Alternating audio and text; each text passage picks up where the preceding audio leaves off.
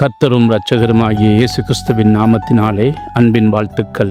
தேவ நீதியை குறித்த வாஞ்சை. மத்தேயு 5:6 நீதியின் மேல் பசி தாகம் உள்ளவர்கள் பாக்கியவான்கள், அவர்கள் திருப்தி அடைவார்கள் என்று சொல்லப்பட்டுள்ளது.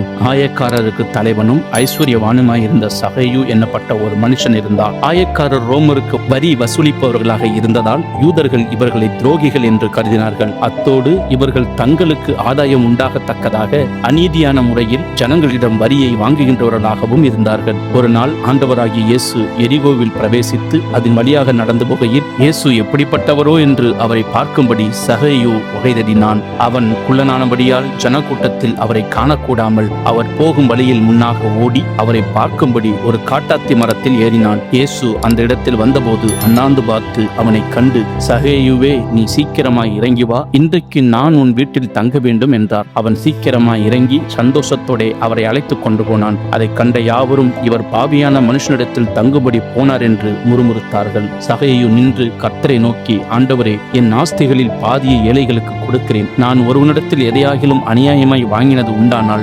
நாளத்தனையாக திரும்ப செலுத்துகிறேன் என்றான். ஐஸ்வர்யவானும் அநீதி செய்கின்றவனும் பாவியும் துரோகியுமாக இருந்த அவனுடைய செய்கைகள் முதலாவதாக அவன் தன் ஆவிக்குரிய ஏழ்மையை உணர்ந்ததை வெளிக்காட்டுகின்றது. அதனால் அவன் ஆண்டவர் இயேசுவை தேடினான். தன் வாழ்வின் பரிதாப நிலையை குறித்து அவன் தன் மனதிலே உணர்ந்து கொண்டபடியால் மனம் திரும்புதல் அவன் வாழ்க்கையிலே உண்டானது. தேவ சித்தமானது தேவ திட்டத்தின்படி தன்னில் நிறைவேறும்படிக்கு தன்னை ஒப்புக் கொடுக்க ஆயத்தம் உள்ளவனானான். இப்பொழுது அவன் தன்னிலே தேவ நீதியானது நிறைவேற வேண்டும் என்று எண்ணம் உள்ளவனானான். அதன் முதற்படியாக தன்னிடத்தில் இருக்கும் அநியாயங்களை எல்லாம் அகற்ற வேண்டும் என்ற வாஞ்சை அவன் மனதிலே உண்டாயிற்று. அப்படிப்பட்ட பசிதாகம் உள்ளவர்கள் மன திருப்தியை பெற்றுக் கொள்கின்றார்கள். இழந்து போனதை தேடவும் ரட்சிக்கவும் உம்முடைய திருக்குமாரனாகிய இயேசுவை அனுப்பிய பிதாவாகிய தேவனே, எங்கள் வாழ்வில் இருக்கும் அநியாயங்களை நாங்கள் அகற்றிவிட உணர்வுள்ள இருதயத்தை தந்தருள்வீராக.